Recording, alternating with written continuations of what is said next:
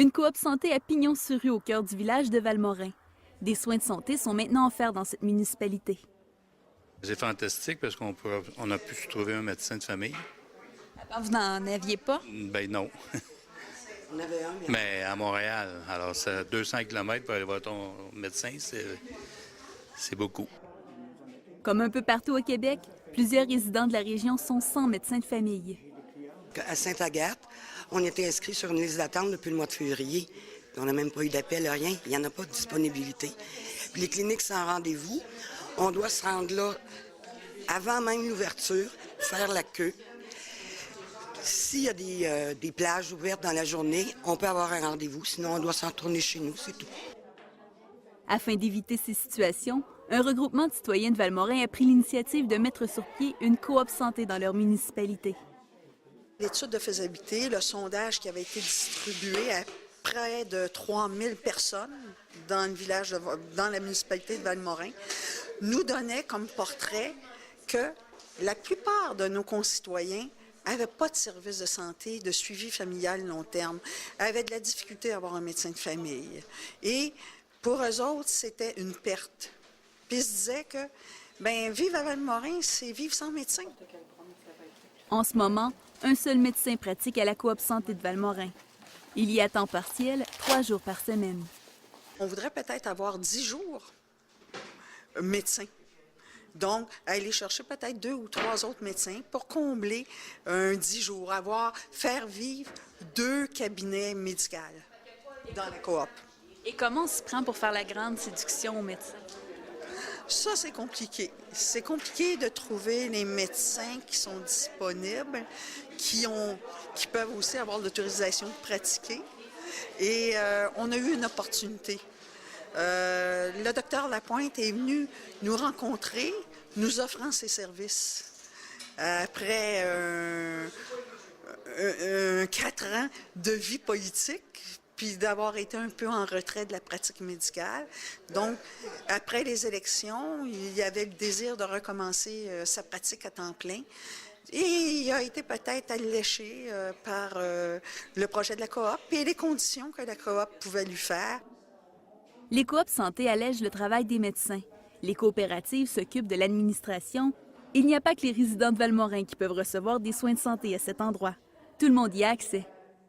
On souhaite que le plus de résidents de Valmorin soient membres de la coopérative. On accepte aussi les gens des environs. C'est évident qu'on s'est inscrit, la coopérative, dans l'effort de revitalisation du cœur villageois, de permettre à Valmorin d'avoir des services de proximité, parce que ce village-là est un peu en perte de vitesse. Et on trouvait que Val-David, eux autres, sont en croisière au niveau des services de proximité. On s'est dit, si on pouvait avoir le service de santé, on pourra attirer du monde à Valmorin. D'ailleurs, jeudi dernier, une journée portes ouvertes a été organisée pour faire connaître les services de la coop. De plus en plus, c'est difficile d'avoir un médecin. Il faut attendre des heures pour avoir un médecin. Fait que, puis moi, dans ma région, les médecins, c'est des médecins d'un certain âge. Puis bientôt, ils vont prendre leur retraite. Fait que là, on s'est dit, on va venir ici. Vous venez de quelle région? Dans le bout du Mont-Tremblant. J'habite Val-David et moi, je viens de Vaudreuil. Ça fait seulement quelques années que j'habite ici. Puis mon médecin de famille que j'ai gardé à Vaudreuil, il a été malade au printemps et puis ça va prendre pas mal de temps avant qu'il reprenne la pratique. Donc, il n'est pas nécessaire d'être membre pour avoir accès aux services de la coop santé. Pour devenir membre, il faut acheter une part sociale au coût de 80 $. Une fois achetée, cette part sociale est valide à vie. Un orthésiste et une nutritionniste feront également quelques heures de bureau par mois à la coop santé de Valmorin. Ces services ne sont toutefois pas couverts par la RAMQ. La nutritionniste souhaite intégrer la communauté afin de prévenir les problèmes de santé. Je vais d'abord offrir des services de consultation individuelle, donc pour tous les problèmes de santé, diabète, cholestérol, les problèmes digestifs aussi.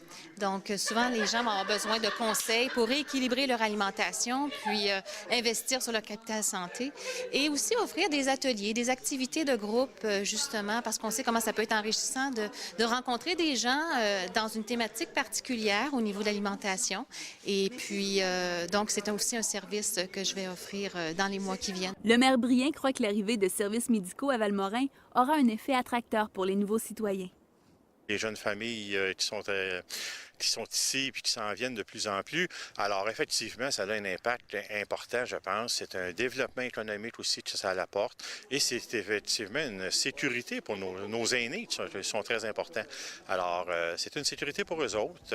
On reste quand même, on a beau dire, on est dans une région, mais on reste quand même à quoi, une dizaine de kilomètres de Sainte-Agathe et des services de santé. Puis, ces gens-là, bien, ils l'ont à la portée de la main. La Coop Santé de Valmorin est la 3e à ouvrir sur le territoire, après Saint-Adolphe d'Howard et Sainte-Marguerite du Lac-Masson.